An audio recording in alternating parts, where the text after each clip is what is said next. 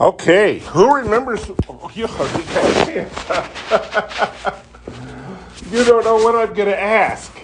How many miles is it to the moon? Oh, I know. I think it's about. You actually know? No? We're saying why we 3 billion miles. why we like Thursday is because you come over to read to us and we get to go home and we get to sleep in late tomorrow. Oh, yeah. Well, there's lots of reasons for Thursday to be your best day, huh? What's that? Oh, I'm the best part. Oh, well, bless your heart. Thank you. Yes? You're also getting cupcakes because it is my birthday. Well, happy birthday! Yay! Did you know that people that have more birthdays tend to live longer? People that have more birthdays tend to live longer. What do you mean? Well, think about it. It's a joke. Obviously, if you have more birthdays, you're living longer, right? If you have 100 birthdays, you lived a long time. Like each day's your birthday. Huh? Each day's your birthday. What day is my birthday? June 29th? Yes. I don't know how old you'll be if we have your birthday every day. Yeah, we'd be pretty old real fast, wouldn't we? Right back here. Am I a what? A Cancer or zodiac sign. Oh, no. I forget. When's your birthday? Gemini, I think. June 29th. I think Cancer's are June 22nd to July 22nd. Oh, well, I don't really know. Okay, who can tell me what happened last week? Where are we at? Your hand went up first, right back here. You get on Oh, the thanks. Mayflower and Liberty snotted all over the guy. Yeah, he did, didn't he? One guy fell overboard. Yeah, that's right. The guy fell off the ship. There was like a little place for all the people on the second boat. Right. So where did it end up? What happened last? Who knows? Wait, Yeah, right I here. don't know that, but we didn't do all of this together because we didn't have time. That's right. 36-page chapter again. Yeah, just so we did half of it. Yeah, you made us. I only did 4 because I didn't. Okay, that's all right. We can always do the quiz for today. We'll just count the quiz for today and just let that one go. Or I can. Okay. Okay. I only have 4 left. We'll see what kind of time we got left when we finish the chapter. Probably only time for one. We better get right to it before we run out of time. Are you ready? Yes. Okay. Chapter 5. And where we ended up last week, by the way, was they were on the Mayflower and they were just fixing to time jump to the future, but only a few months to the future. They want to get to where the Mayflower gets, by the way, was they were on the Mayflower and they were just fixing to time jump to the future, but only a few months to the future. They want to get to where the Mayflower gets to America. Yeah, because that's cool. Yeah, okay. Here we go, chapter 5. Darkness concealed our return to the Mayflower's upper deck. However, the sun was close to rising and would soon stretch its rays across the eastern horizon. A light breeze drifted across our faces, reminding us that winter was just around the corner. We appeared to have landed on the ship we left from, except instead of September, it was now November. It was still too dark to see much, but I was worried about the condition of the passengers and crew. I knew they lacked food and water. I knew they lacked good nutrition, particularly vitamin C, in their diet. Certainly, this would cause many to suffer from scurvy, a disease known to cause swollen and bleeding gums and ultimately death. And most important, I knew they lacked hope. For days and weeks, the pilgrims hoped that they would find land.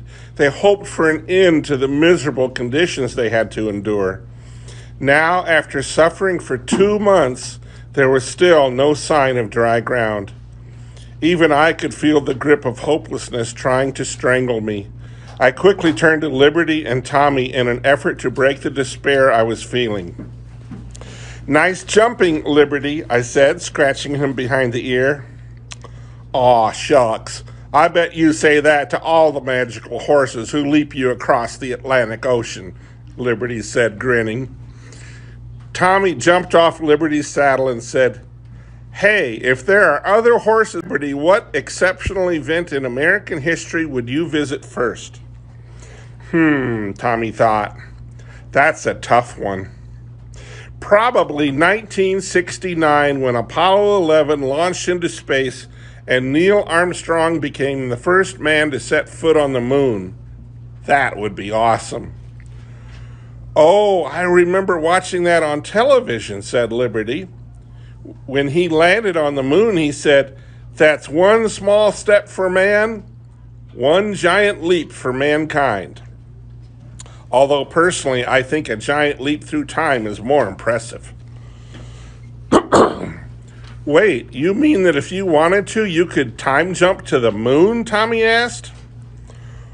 "Well, if a cow can jump over the moon, certainly a horse can," Liberty huffed. "All right, kids," I intervened. Let's get back to business. It's almost light enough now to see what's happening on the ship. In fact, I think that's Captain Jones and William Bradford up on the poop deck." Tommy burst out laughing and asked, "Did you just say poop deck?" Then Liberty started laughing.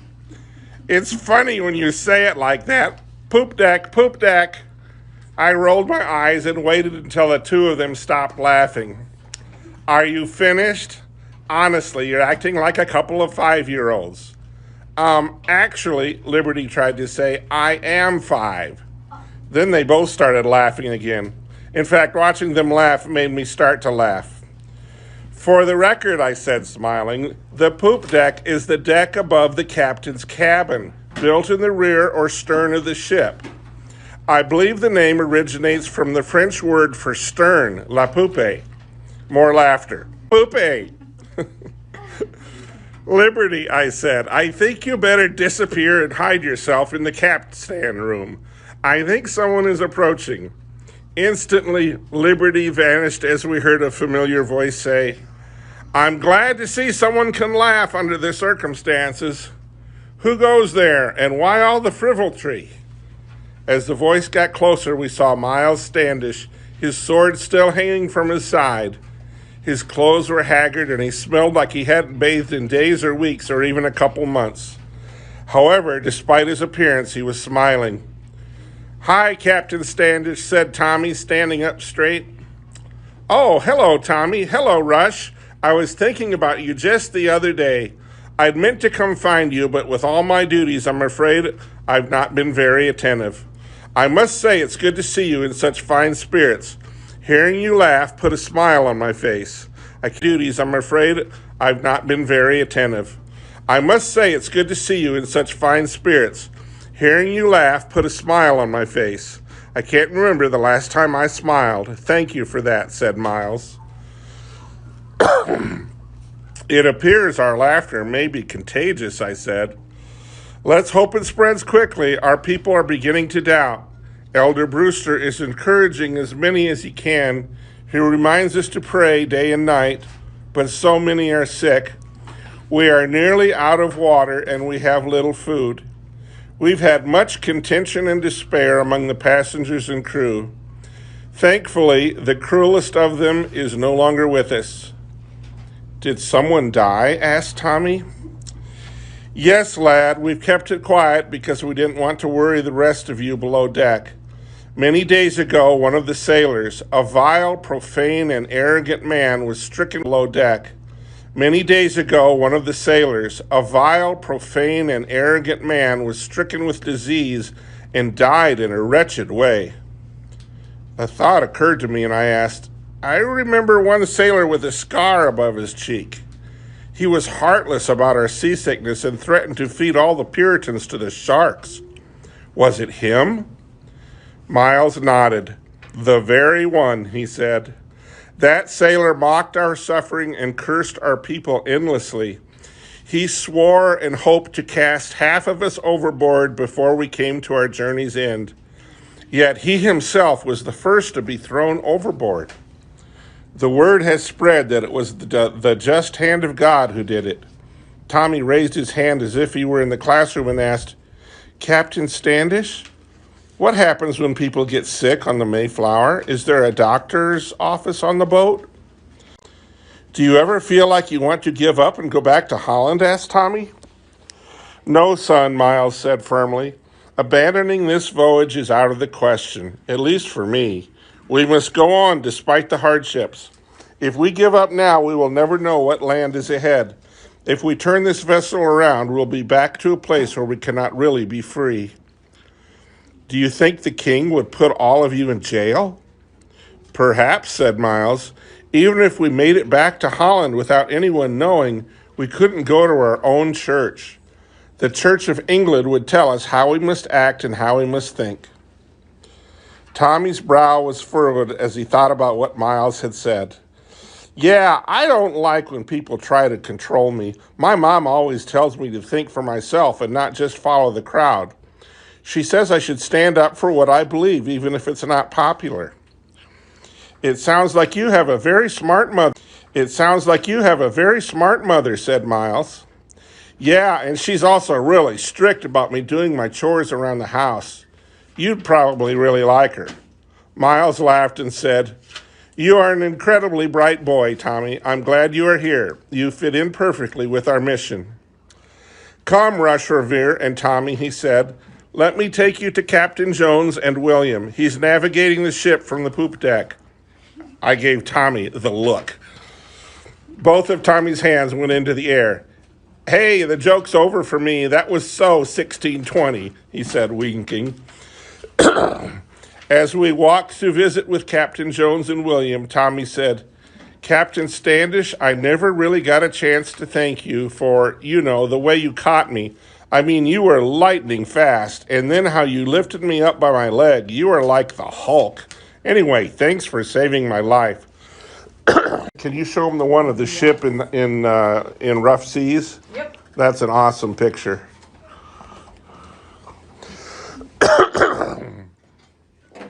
Miles stopped and looked at Tommy. He finally said, Tommy, I don't know if I'm any stronger or faster than any other man, but if I've learned anything while living among the Puritans, it's that everything happens for a reason. Simply, you weren't supposed to fall off this ship. It wasn't your time. Boy, is that the truth, I thought. Miles continued, I'm glad I was standing next to you when you fell overboard. I'm glad I could save you, but my part in helping you is over and yours has just begun. Think of it as a second chance. What will you do with your life now that you couldn't have done if I hadn't caught you? Wow, that's deep. But I get it, said Tommy. Good, said Miles. Go do something great with your life, Tommy. We'll talk more soon, and your first sword lesson begins when we get to dry ground. A man is always better off when he knows how to protect himself and his family. Miles turned to leave, but then stopped with a quizzical look and asked, Did you say I was like the Hulk? Who or what is the Hulk? Tommy paused for just a second and replied, Oh, well, he's just this guy back home. Sort of a hero. He's really strong and pretty much invincible. Thank you for the compliment. I think I would like to meet this Hulk someday, Miles said, smiling. He then turned on his heel and headed for the ladder. When Captain Jones and William Bradford saw us, William said, Rush Revere! Please forgive my neglect. It's good to see you. I assume you've been surviving with the others below. Bradford saw us. William said, Rush Revere! Please forgive my neglect. It's good to see you. I assume you've been surviving with the others below deck? I know I shouldn't assume, but with so many passengers suffering from seasickness, including my wife, I've found myself unable to visit everyone I'd like. No worries, I said. Tommy and I are definitely surviving and feeling very optimistic today. I noticed Captain Jones held a 3-foot-long stick on which was attached a sliding crosspiece. I assumed it was sort of a compass. That's when Tommy asked, "What's that in your hand?" "It's a cross staff," said Captain Jones. "It helps me know where to steer the ship. I place it up to my eye and measure the distance between a star, the moon, or the sun and the horizon. It helps me calculate the ship's position. But with all the bad weather, by now I expected us to be at the Jamestown settlement on the Hudson River. At that point in history, the Jamestown settlement extended all the way up the mid-Atlantic coast to what is now New York. But with all the storms, it looks like we have traveled much farther north than I expected," said the captain. Tommy whispered to me, "Too bad they didn't have a GPS." William added, "By Captain Jones' calculations, we should spot land in a day or so." "Look," said Tommy, pointing up into the morning sky. "Isn't that a seagull? And there's another. I'm pretty sure those seagulls are coastal birds." In the moment Tommy finished speaking, we heard a sailor shout from above, "Land ho!" Passengers started streaming out from the hatches that led to the 'tween deck. Many were lifted and helped up the ladder, too sick or weary to walk on their own. Their expressions were mixed between hope and doubt, as if they couldn't believe their ears. The bow of the ship pointed westward as all eyes raced to see what they hadn't seen for more than 2 months. Land. Sure enough, a distant strip of land could be seen on the horizon. As soon as the pilgrims on the upper deck saw the outline of dry ground, they fell to their knees and began to weep. Others shouted for joy, and almost everyone found someone to hug. Elder Brewster called the saints together, and even some of the strangers came, and together they offered a word of prayer. They knelt to give thanks to God for persevering and protecting them. After they prayed, they sang a hymn. Some were too emotional to sing as they watched the approaching land and simply cried tears of relief. Even the sick and weary looked to have renewed health and strength. I noticed William had a giant smile on his face and what looked to be a tear in his eye. "He's ninth," Tommy finished. "You've been sailing straight for 65 days. "Very good, Tommy," said Captain Jones. "And many of the passengers have been seasick for all 65 days. William breathed deeply and nearly laughed when he said, "They are not sick now. They are exceedingly happy and grateful that God has preserved us over this vast and furious ocean." "And it looks like a beautiful day," I said. "Soon we'll be on dry ground." "Yes," the captain agreed, "but remember, we are far north of our original destination. We were supposed to land at the Hudson River. Instead, it appears we are headed toward New England, Cape Cod to be exact. It is needful that we find our way to the coast as fast as possible," said William. "Our provisions are low, and many passengers are sick and even diseased." "We sail by the wind," said Captain Jones. "Right now the wind is coming from the north. We'll sail to the coast and follow the coastline swiftly to the Hudson River." They all agreed, and soon a colony of seagulls flew overhead, welcoming the Mayflower as it drifted out of deep blue waters and into emerald green. Passengers crowded the starboard side of the ship and watched with keen interest at the thick forest of trees and bushes with orange and yellow leaves that grew beyond the empty beaches. I watched these remarkable passengers, amazed at how genuinely tough they were. The kind of hardship they experienced on the Mayflower is something that modern-day people will seldom, if ever, experience. And yet these pilgrims did it with gusto. They hadn't been spoiled by wall-to-wall carpets, central heating, and microwave ovens. They lived and endured hard things because that is just how it was. and so they passed the first test. The next would be the building of a new colony. I knew it wouldn't be easy, but I was sure that these rugged individuals would, again, find a way to overcome any trial. Miles Standish walked up to us and asked, "What catches your eye out there, Tommy?" Tommy gripped the railing as he stared at the passing wilderness. "Oh, well, I was just wondering what might be in those woods," he said, sounding a bit nervous. Miles answered, "All the things that will sustain us. Wood, berries, animals, water, and soil." "And Indians?" asked Tommy. "Yes, probably Indians," Miles said. "We will do what we must to protect ourselves. We have swords and muskets and cannons if need be." "That's good to know," said Tommy. "Hopefully we won't have to use them," said William. As I looked ahead along the coast, I wondered if Captain Jones had ever sailed these waters. Surely every coastline is different, and there's always a chance of hidden dangers.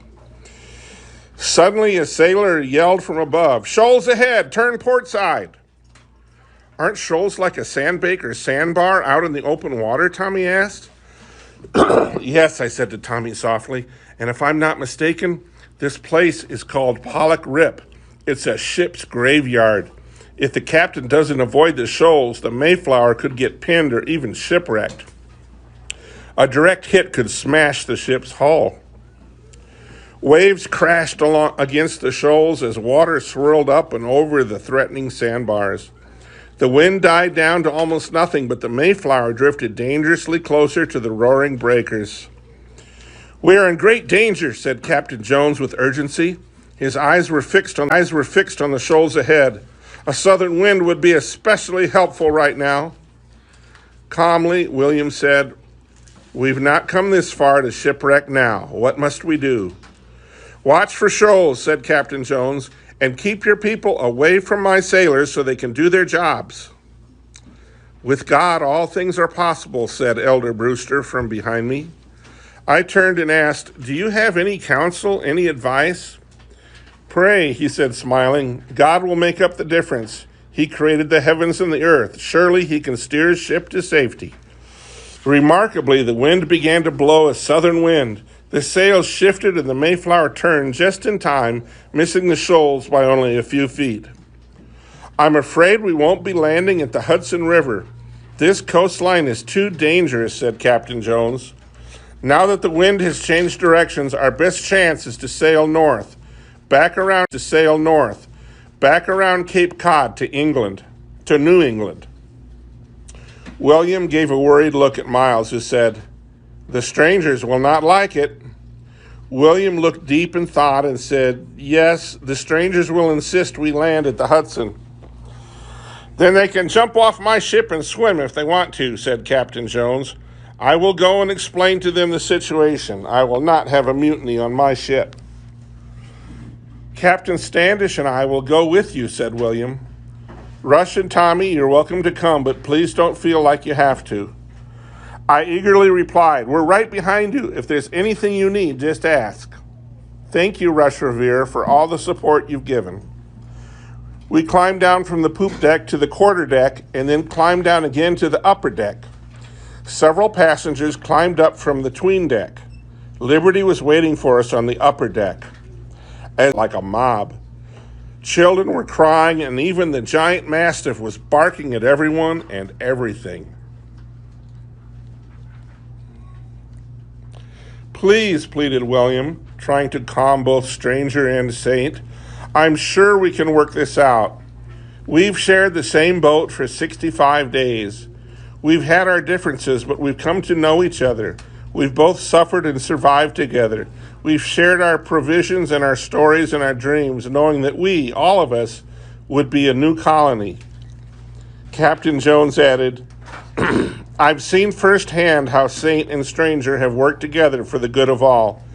When we were mid-ocean and that monstrous wave cracked one of the ship's core beams, I witnessed how you rallied to find a solution. In desperation, you collectively used a screwjack to help my carpenter repair the fractured beam." One of the strangers stepped forward and raised his hands to speak. Who is that? Tommy asked. Is he a stranger or a saint? Miles leaned over to us and whispered, That's Stephen Hopkins, a stranger. His wife gave birth to a baby boy during our voyage. They named him Oceanus. Birth to a baby boy during our voyage. They named him Oceanus. Tommy raised his eyebrows and whispered back, Oceanus? Miles shrugged his shoulders and smirked. It's an odd name for sure, I said, but when the other kids asked him about it, he can always say, It's because I was born aboard the Mayflower. Yeah, Tommy agreed. Not many people can say that. Stephen Hopkins spoke boldly. We agreed to help and use the screwjack because we all had a common goal. We all agreed to settle at the Hudson River. And now we're headed in the opposite direction. He pointed at William Bradford, Miles Standish, Elder Brewster, and the other Puritan members and shouted, Land where you want, but when we come ashore, we'll use our own liberty, for none have the power to command us. Did he just say they'll use their own horse named Liberty? Whispered Liberty. What are the odds that there are two horses? If they think they're going to use me, they better think again. I'm not another man's property. I mean, I used to be, but that was in the 18th century, and just because we're in the 17th century doesn't mean I'm going to give up my 21st century freedoms. Liberty's mouth was so close to my face that his whiskers tickled my ear. I whispered back, Nobody is going to use you. They might as well try to tame 1,000 wild horses with nothing but a whistle. Shh, Liberty hushed. I'm trying to listen to what's happening. I resisted the urge to strangle my horse and continued listening. William said, I understand your frustration. I do. We all have advantages by settling at the Hudson River. However, right now, that's not an option. The truth is, the only way for this new colony to succeed financially is if we all stay together and work together. Colony to succeed financially is if we all stay together and work together. Stephen Hopkins turned to discuss the matter with his fellow strangers. Before long, they reluctantly agreed that a union with the Saints or Puritans was important for the colony to survive and thrive. William turned to Captain Jones and said, Captain, I request that we set anchor at Cape Cod so that we might compose an agreement, something that would bind us all together. He turned to the large crowd of passengers on the upper deck and continued, We need a document that will help create just and equal laws in our new colony. We'll need a government and a governor, but more important, we must choose this by common consent where majority rules. Once this agreement is composed, I propose that we sign it as a promise to obey and support the rules and laws which we agree to. American history. The agreement that William Bradford is proposing is the Mayflower Compact. It is said to be just as important to American history as the Declaration of Independence.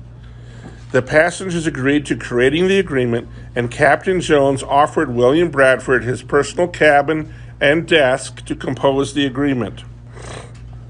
I approached William and said, That was a difficult situation, but you handled it well.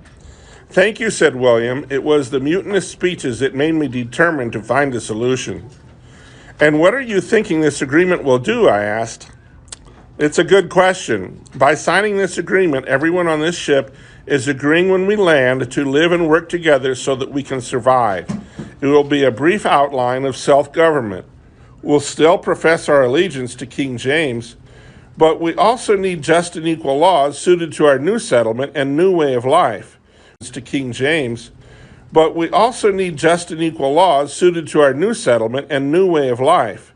We are far from England, and so we must do what is convenient for the general good of the colony. That is really ingenious, I said. If we can get everyone to agree, it will be, William said with a chuckle. I patted him on the back and said, I predict that this very agreement you're proposing will be referred to by many English colonists who will settle in America in the years to come. Do you have a picture there of the Mayflower Compact? The compact, I don't know. It had some instruments. Yeah, I've got one in mind, but I don't know if it's in the paperback. You are always thinking of the future, Rush Revere, said William, smiling. I like that about you. If you'll excuse me, I have some writing to do. William and several other passengers climbed the stairs to the captain's cabin. I love happy endings, whispered Liberty. Ending, I said. Liberty, this is just the start. In a way, this is like Neil Armstrong landing on the moon. It is? Tommy questioned. Absolutely. The Pilgrims may not be the first to discover the New World, but their footprint in New England will eventually lead to the making of the United States of America. Wow, Tommy said. I never thought of it like that. It's hard for me to think about anything with an empty stomach, said Liberty. I grabbed a few more apples out of Liberty's saddlebag and fed them to him. Tommy and I ate an apple as well. When we finished, Tommy asked, Hey, do you think we could climb up and watch them sign the Mayflower Compact? You took the words right out of my mouth, I said. Don't worry about me, Liberty sighed, obviously trying to make us feel guilty for leaving him. You're off to watch one of the most important events in American history while the rest of us get stuck out in the cold. It reminds me of that one Christmas reindeer. Rudolph, Tommy said. Yes, Rudolph, the red-nosed reindeer. He wanted to join in the reindeer games, but the other reindeer wouldn't let him. How thoughtless of me, I said. You're absolutely right. We should be filming this so I can use it as a teaching moment back in class. Well, that's not exactly what Liberty tried to say. I added, and I'll find you the biggest and juiciest carrots when we get home. Deal? I asked. All right, Liberty sighed. I suppose nothing says I love you and I forgive you, and I'll make sure I include you the next time like a big, juicy carrot, or a fresh head of cabbage, or a large, crisp turnip. While Liberty continued daydreaming, I whispered to Tommy, Let's go. When we reached the quarterdeck to the captain's cabin, we turned to wave at Liberty, who looked deep in thought. We shuffled into the crowded room as many saints and strangers surrounded the captain's desk where William Bradford was sitting and composing the agreement. Most men were standing, but Miles Standish sat close by William. Miles wore his breastplate and helmet and looked as if he were ready to pounce upon anyone who objected to William's composition. Overall, the room had a peaceful mood. Finally, William dipped the quill into the inkwell and signed his name at the bottom. He dipped the quill again and handed it to Miles Standish, who signed his name. One by one, the men in the room began signing their names. As men exited the cabin, other men entered to sign their names. As the signing continued, Tommy whispered, Try taking my picture with your smartphone. I'll squeeze my way in so you can get me by the Mayflower Compact, okay? I'll do my best, I said. Tommy squirmed his way to the table and then stood on his tiptoes, smiling a big, cheesy grin. I stood at the back of the room, removed my phone from my pocket, and as discreetly as possible took a picture of Tommy's first event in American history. When Tommy made it back to me, he said, We should go and get Freedom. I feel bad that she hasn't been here to see all of this. I don't want her to miss the Pilgrim's Landing. Good idea, I said. We'll slip away before anyone notices. We exited the captain's cabin and climbed down the ladder to the upper deck. But when we looked inside the capstan room for Liberty, he wasn't there. That's odd, I thought, he said, pointing to the far side of the ship. For an instant, Liberty appeared and then disappeared. What was he doing, I wondered. We quickly walked over to where we had last seen him and whispered, Liberty, what are you doing? Liberty reappeared right next to us. Pointing at the hatch that led to the 'tween deck, he said, Something fishy is going on down there, and I'm not talking about fish. I watched two teenage boys who looked very mischievous climb down this ladder and say something about shooting off a musket. I have a bad feeling about this. I'll go check it out, said Tommy. I'll let you know what I see. I paused to think about whether or not that was such a good idea. Finally, I said, all right, but just take a look and then come right back up and tell us what you see. Quick as a cat, Tommy sprang down the ladder. After a couple of minutes, his head popped up and he said, "It's the Billington boys. You know, those teenagers that Miles scolded for scaring those little kids with that shark story. They're playing with their dad's musket. I think they're going to try to shoot it." "That doesn't sound good," I said. "Yeah, and it gets worse. I noticed they're sitting near a barrel of gunpowder. If the gun ignites the gunpowder," Tommy said, assuming we knew how his sentence would end. "Kaboom," said Liberty. "Neil Armstrong won't be the first man on the moon. The Billington boys will be." "Tommy, run and get Miles," I said. "I'll climb down and try to stop them." Before either Tommy or I moved, we heard a loud musket blast from the deck below. Immediately, Liberty took a deep breath and disappeared. We waited 2 more seconds and were relieved when the rest of the ship didn't blow up. Jones, "Who fired that musket?" the captain yelled. Tommy and I pointed to the hatch that led to the 'tween deck. I whispered to Tommy and Liberty, "This would be a good time to time jump. Let's head away from the commotion."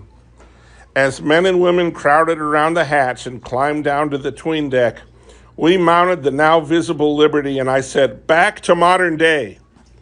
The last thing I heard before we jumped through the time portal was the captain yelling, "Francis Billington, if I ever see you with a musket on my ship again, I'll strap you to the topmast and let the crows peck your eyes out." Yeah, end of chapter 5.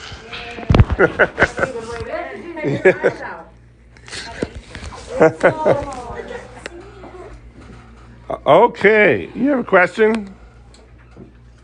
Whenever I heard peck your eyes out, it reminded me of the movie The Birds. Oh my goodness, I saw that movie when I was a kid and it scared me to death. I was scared of birds for a while. Alfred Hitchcock? No. Mm-hmm. Was that who wrote it? Yeah, I think it was a Hitchcock. Yeah.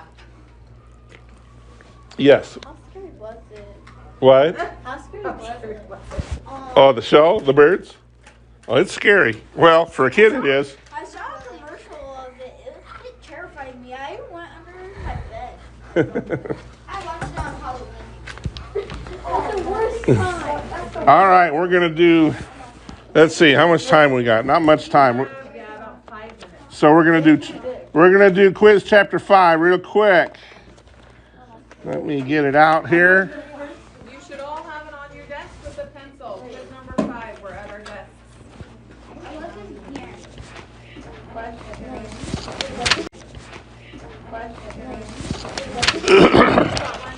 It was on your desk, and if you didn't get one, where would it be? And where would an extra copy be if you were asked?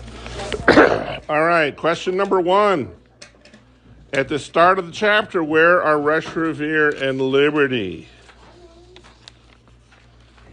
Would be the dates around. Yes. On the boat. Yes. What's the name of the boat? Right. What part of the ship did Tommy and Liberty think was incredibly funny? Yes. Right. The poop deck. How old does Liberty say he is? Yes.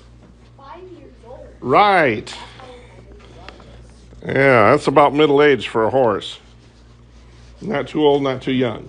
Yeah, that's how old my baby. Okay, so number 4. What year is it where Rush Revere, Tommy, and Liberty are in this chapter? Yes. 1920. Nope. Oh, Yes. 1620. Yep. You nailed it. 1620.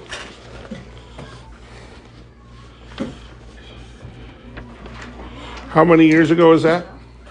500. Right, 400 years. That's how old to be exact. Yeah, 402. Number 5, who is carrying a sword and plans to give Tommy his first sword lesson? Right here. Miles. Yeah, Miles. Last name? Miles. Right, Miles Standish. And remember, these names, these people, and a lot of the little events that happened, like there was a dog on board and a man fell overboard that they rescued, all those details are real. That really happened. You know, the part about the talking horse, that's make-believe, of course, but all these other details we're seeing, those really happened.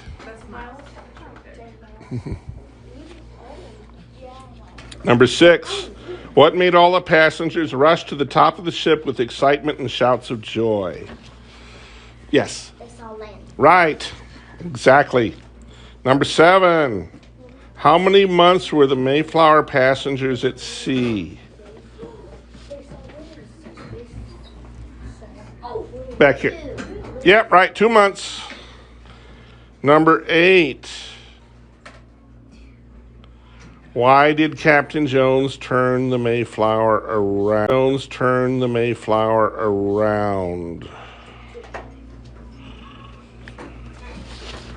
Ooh, right here. Because there's. You know what they're called? What? You forgot what they're called. Okay, over here. Shoals. Yes. And the weather was stormy and there were shoals and things were just getting altogether too dangerous. Things sticking out of land, right? Yeah, right. And then the wind shifted. Before, they couldn't really head north, but now the wind shifted, they can go north. Number 9, what document was signed aboard the Mayflower? Yes. The Mayflower Compact. That's correct. The Mayflower Compact. Very important document in American history. The Mayflower Compact. Number 10. What did the Pilgrims call the other people on board who were not the crew? Oh. Right here. Right. Strangers. And what did the Pilgrims call themselves? Yes, saints. That's right. And so why were the Pilgrims, the saints, mixed up with people that didn't believe like them, with what they called the strangers? Why were they together? Anybody? Yes. Because they're on the ship. No. They were on the ship, yes, but I'll give you this one. The reason was because they needed each other's help in order to make pay for the voyage and to start a new settlement. They had to have people that knew how to do things, and they had to have enough people together to make it a safe settlement. That's why. Yes, Chloe. Number 6 is, the answer is they saw land. Number 8 is stormy seas, shoals. Yes. Number 9 is Mayflower Compact. All right, we're just about out of time. One more question. What? What's 3 and 6? 3 is 5 years old and 6 is they saw land. Yes. What was 1 and 10 again? I went kind of fast. Number 1 is the Mayflower. Number 10 is strangers. Which one is number 2? Number 2 is The poop deck. All righty. Thank you for being so attentive today. Did you enjoy that? Okay. All right. We'll see you next week. Have a good Have day.